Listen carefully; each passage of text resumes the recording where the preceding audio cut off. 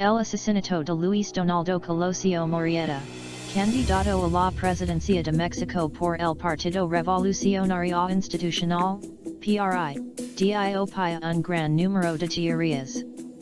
Varias de ellas señalaban vínculos con uno de los grupos criminales más poderosos del momento, el Cártel del Golfo. Algunos medios indican que el homicidio del candidato sonorense fue ordenado por dos cosas que había jurado defender, la no privatización de Pemex y la lucha contra el narcotráfico, que presuntamente tenía en Los Pinos a sus socios y estrategas.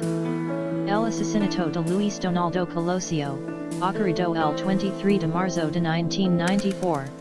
Generó diversas teorías basadas en suposiciones y declaraciones de testigos, políticos y familiares recabadas por el gobierno federal, con las que intentó explicar la tragedia. El magnicidio puso presión en la entonces Procuraduría General de la República, PGR, cuyo report arrojó que se siguieron 27 líneas de investigación de las que se desplegaron 300 subtemas. Sin embargo, tres fueron las teorías más recurrentes en torno al asesinato del candidato presidencial del PRI en Lomas Taurinas, Tijuana, una de ellas estaba relacionada con el narcotráfico. A principios de los 80, en Tamaulipas, surgió una banda criminal llamada Los Texas, confirmada por capos que compartían lazos familiares. El líder de Los Texas era Arturo Martínez Herrera, mientras que sus hermanos Guillermo y Daniel se encontraban en la línea de sucesión. Los tres se hacían llamar Caballero Aguila 1, 2 y 3, respectivamente.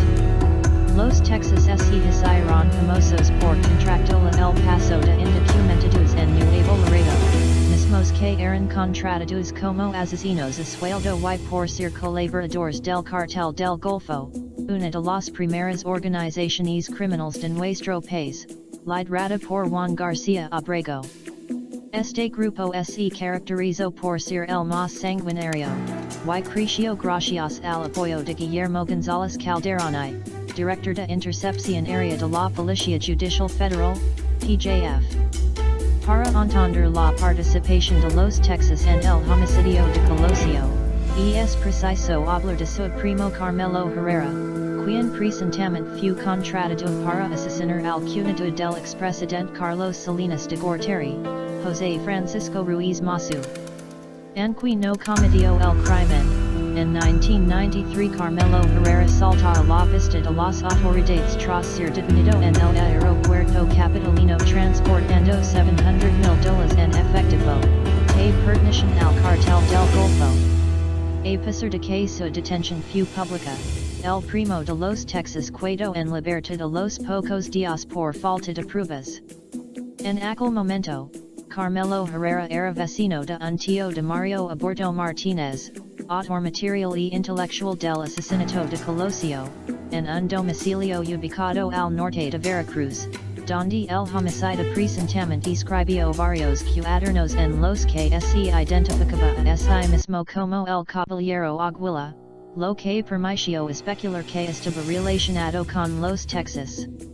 Algunas casualidades relacionadas con el caso apuntan a que Humberto García Abrego, hermano del líder del Cártel del Golfo, fue echado de una cena que se le había hecho a Colosio en Monterrey, por órdenes del propio candidato presidencial, quien se habría negado a cerrar acuerdos con el grupo criminal.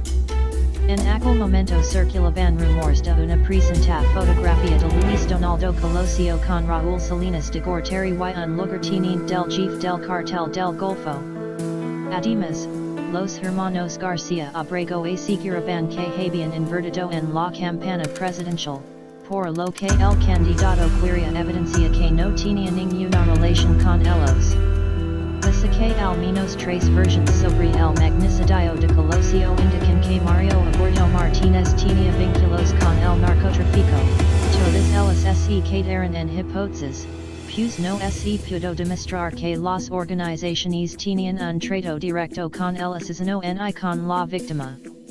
Mario Aburto fue condenado por el homicidio de Colosio y sentenciado a 45 años de prisión, de cumplir con su sentencia, saldrá del penal de Huamangillo, en Tabasco, el 23 de marzo de 2039, cuando tenga 68 años.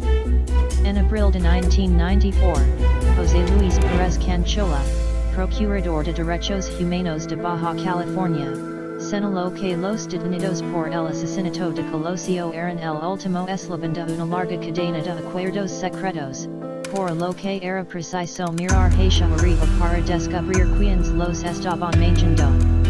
Más información en el blog del narco.com.